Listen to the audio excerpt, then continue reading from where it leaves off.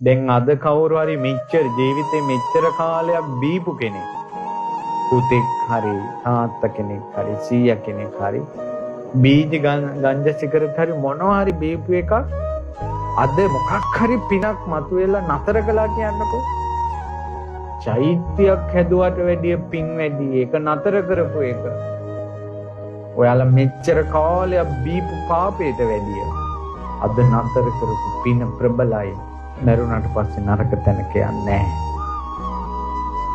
දැන් මම මේවා නතර කරනවා කියලා හිතුවොත් උඹලා මග යද්දි මරුණාට පස්සේ නරක තැනක යන්නේ නැහැ.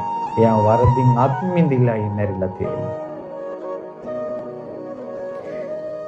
බොරු කියපු කෙනෙක්, වැරදි කාම සේවනය කරපු, රාගයෙන් හිත දැවිලා, කාමයෙන් හිත දැවිලා මොන හරි වල් වැඩ කරනවා.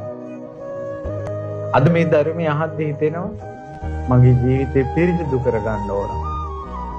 පෞකාරය වැඩ මං අත්හරින්න ඕන කියලා හිතනවා. අවංකවම හිතනවා.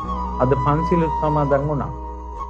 යද්දින් උදේ වල් වැඩක් කරපො, උදේ නරක වැඩක් කරපු එකෙක් වුණා. දැන් වරදින් අත්මිඳිලා නම් යන්නේ මෙතනින්. චෛත්‍යයක් හැදුවට වැඩිය පින් වැඩි වරදින් අත්මිඳීම